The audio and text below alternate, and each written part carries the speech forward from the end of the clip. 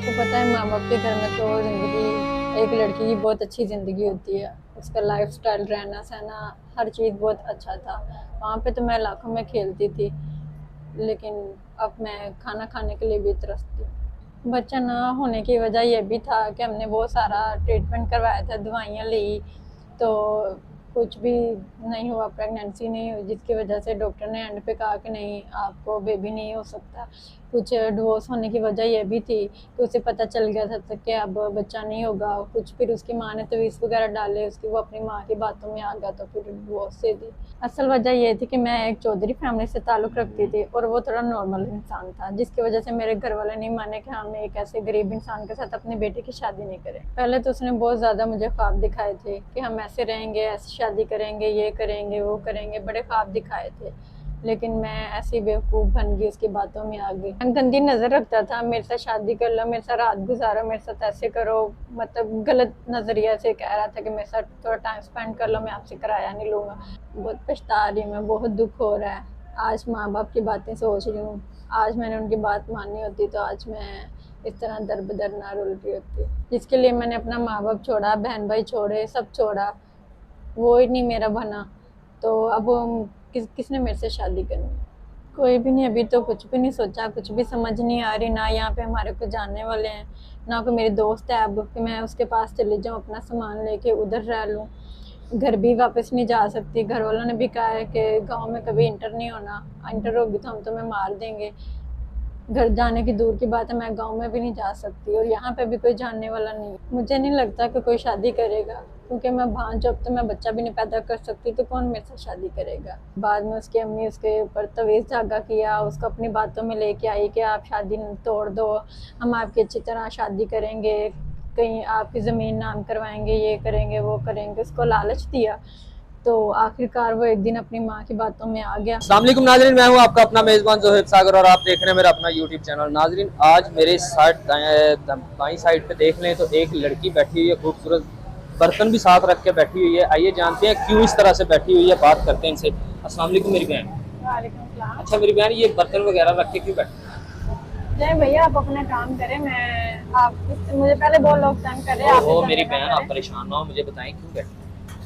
भाई वो मुझे मालूम मकान ने घर से निकाल दिया, मैं बेसहारा हूँ, कोई सहारा नहीं है मेरा, तो इस वजह से मैं रोड पे हूँ। अच्छा मेरी बात सुने, इधर रोड पे काफ़ी ज़्यादा लोग बैठे हुए हैं, खड़े हुए हैं, देख रहे हैं। हम आपको ऑफिस लेके चलते हैं, वहाँ से तसल्ली नहीं से भाई, आपसे मैं नहीं बात किसी करते के हैं। साथ नहीं, जाना आप मेरी चाहती। बहन है, मैं आपके सर पे हाथ रख रहा हूँ, आप मेरी बहनों जैसी हैं, आप बिल्कुल भी परेशान ना हो। चले आए, हम ऑफिस बैठ के बात करते हैं। चलो उठाएं यार इनका सामान, उठाएं। आए मेरी बहन, उठे, ऑफिस चलते हैं, बंद सामान कर। उठाएं इनका। जी तो नाजरीन, हम इस बहन को अपने ऑफिस में लेके आए हैं, सामान भी इनका हमने उठा के वहाँ से लेके आए हैं इधर, क्योंकि वहाँ पे बहुत ज़्यादा एक तो रश था और हमने मुनासिब नहीं समझा कि इतने लोगों के सामने इस बहन को वहाँ पे पूछा जाए कि क्या माजरा है, क्या मसला है। ऑफिस में बैठे हैं, तसल्ली से जानते हैं किस लिए मालिक मकान ने घर से निकाला है, क्या वजह है, और इतनी छोटी सी उम्र में ये सामान लेके दर बदर की ठोकरें क्यों खा रही हैं। अच्छा बहन बताएं, अब सारी जो है ना बात तसल्ली से बताएं कि हुआ क्या है, मालिक मकान ने क्यों निकाला है आपको? देखिए, हम एक कॉलेज में पढ़ते थे, मैं पढ़ती थी, साथ में जो लड़का था मैंने शादी की थी उसके साथ, तो हमने लव मैरिज की थी, तो जिसकी वजह से लव मैरिज किया, उसका नतीजा आज ये है कि आज मैं रोड पे आ गई हूँ। कॉलेज में पढ़ते थे, वहाँ हमने एक दूसरे से लव किया, ठीक है, बातें की, लेकिन शादी करना चाहे, हमने अपने घर वालों को मनाया, लेकिन उसने भी कोशिश की, मैंने भी की, हमारे घर वाले नहीं माने। आपके घर वाले क्यों नहीं माने, उसके घर वाले क्यों नहीं माने? एक ही कॉलेज में आप पढ़ते थे। वो हमारा ना कास्ट का इशू था, मैं कोई और बरादरी से बिलोंग करती हूँ और वो किसी और से बिलोंग करता है। आप कौन सी बरादरी से ताल्लुक़ रखते हैं? हम राजपूत हैं। आप राजपूत हैं, वो कौन सी बरादरी से? वो खोखर थे। असल वजह ये थी कि मैं एक चौधरी फैमिली से ताल्लुक़ रखती थी और वो थोड़ा नॉर्मल इंसान था, जिसकी वजह से मेरे घर वाले नहीं माने कि हम एक ऐसे गरीब इंसान के साथ अपनी बेटी की शादी नहीं करेंगे। कौन से शहर से ताल्लुक़ रखती हैं आप? मैं मंडी बहावलदीन से। मंडी बहाउद्दीन। और वो लड़का? वो बहावलपुर से था। वो बहावलपुर से था।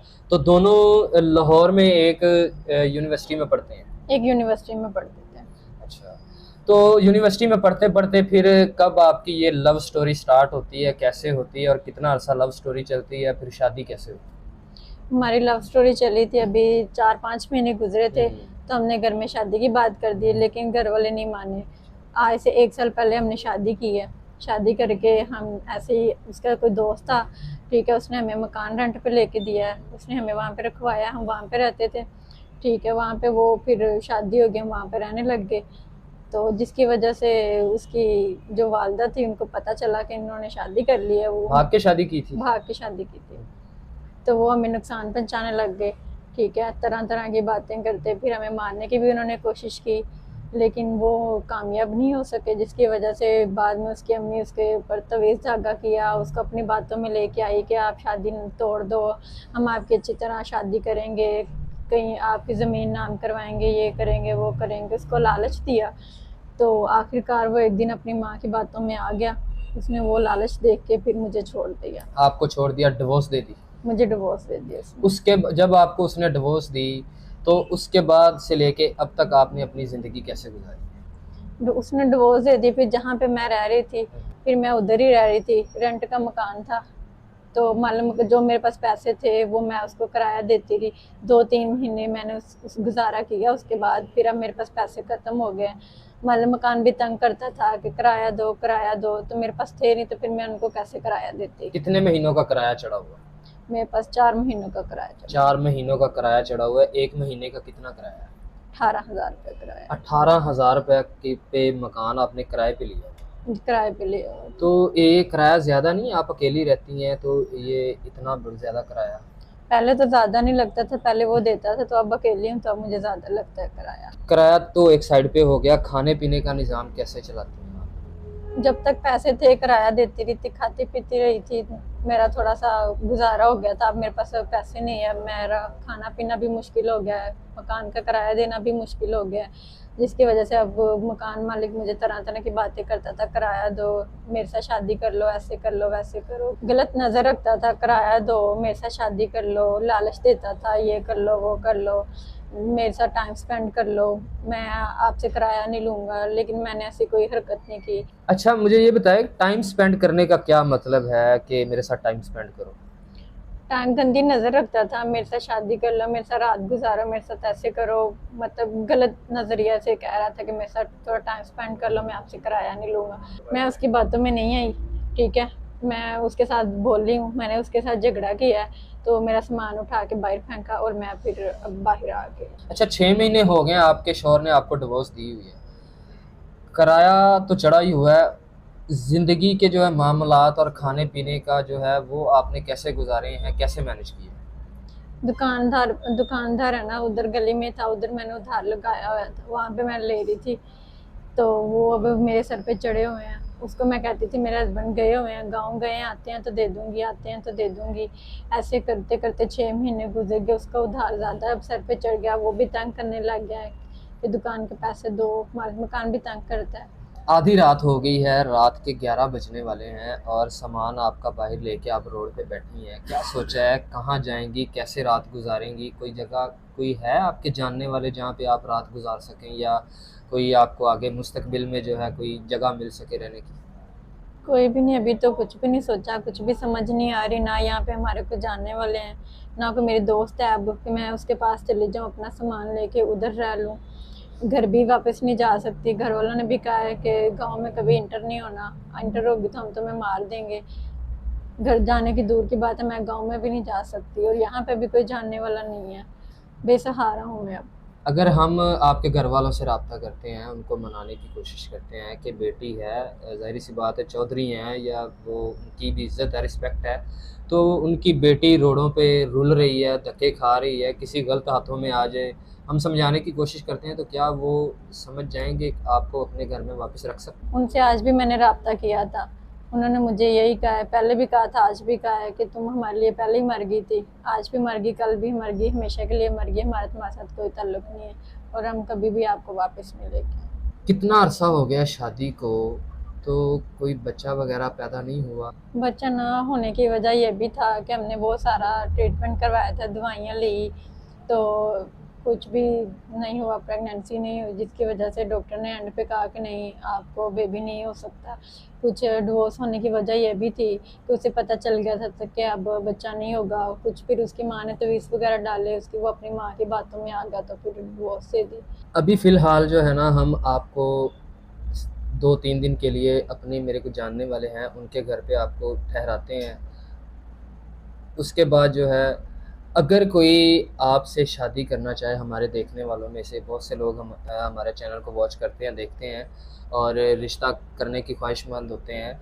अगर कोई ऐसा इंसान मिले कुछ जो हमसे रब्ता करे कि हमें इससे निकाह करना है, इसको इज़्ज़त देनी है, इसको इज़्ज़त देना चाहता हूँ, तो हमारी गारंटी के बिहाफ़ पे क्या आप शादी करने के लिए तैयार हो सकते हैं? जिसके लिए मैंने अपना माँ बाप छोड़ा, बहन भाई छोड़े, सब छोड़ा, वो ही नहीं मेरा बना, तो अब किसने मेरे से शादी करनी है? नहीं, ऐसी बात नहीं है। अल्लाह ताला के बहुत से ऐसे नेक बंदे मौजूद हैं दुनिया में जो किसी ऐसे बेसहारा का सहारा बनते हैं। हमारे बहुत सारे लोग चैनल भी विज़िट करते हैं, देखते हैं, उनमें से भी ऐसे लोग हैं जो कि बेसहारों का सहारा बनते हैं। उनमें से कोई ऐसा शख्स अगर हमारे चैनल के तवज्जो से हमारी गारंटी के बिहाफ़ पे अगर आपको मिलता है, आपसे शादी करना चाहता है, तो आप शादी कर सकते हैं। मुझे नहीं लगता कि कोई शादी करेगा, क्योंकि मैं भांज, अब तो मैं बच्चा भी नहीं पैदा कर सकती, तो कौन मेरे साथ शादी करेगा?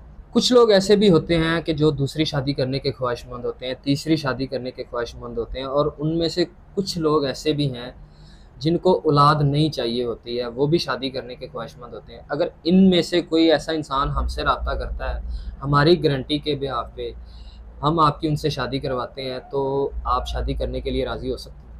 अगर आप उस इंसान की गारंटी देंगे तो फिर शादी कर लूँगी मैं, कोई अच्छा इंसान मिल जाता है तो। ज़ाहिर-सी बात है, हम पहले पूरी वेरिफ़िकेशन करेंगे, उसकी गारंटी इसीलिए हम देंगे कि पहले हम उसको जाँचेंगे, पड़तालेंगे।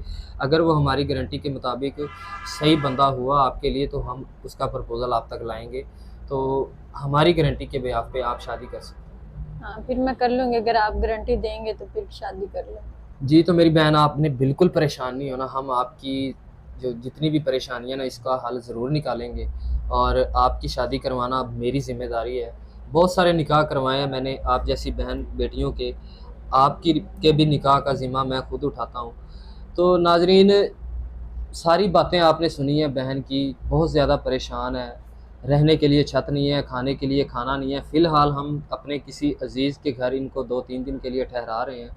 तो अगर आप में से कोई ये वीडियो देख रहा है, कोई सिंसियर बंदा, कोई इनको इज़्ज़त देना चाहता हो, इनसे निकाह करना चाहता है और इनको घर की छत देना चाहता हो, तो ज़रूर रब्ता करें हमारे नंबर पे, हमसे रब्ता करें और इनसे निकाह करने का अगर कोई ख्वाहिशमंद है, तो हम ज़रूर इनका निकाह करवाएँगे। देख सकते हैं कि सामान मालिक मकान ने बाहर निकाल दिया है। वजह ये है कि मकान का रेंट देना है, कर्ज़ा है इन पे चढ़ा हुआ, दुकानदार के कुछ पैसे हैं। ये इतना ज़्यादा कर्ज़ा नहीं है, मिनिमम सब मिला के तकरीबन 2 से ढाई लाख बनता है। इस बहन का अगर कर्ज़ा उतर जाएगा सबसे पहले, तो बहुत अच्छी बात है। आप सबको दुआएँ भी देंगी, हम भी आपको दुआएँ देंगे, अल्लाह ताला आप पे राज़ी होगा। निकाह करवाने की मुकम्मल ज़िम्मेदारी मेरी है। मैंने इस बहन का ज़िम्मा लिया निकाह करवाने का। आप हमसे ज़रूर रब्ता करिएगा। तब तक के लिए मुझे दीजिए इजाज़त। अल्लाह हाफ़िज़।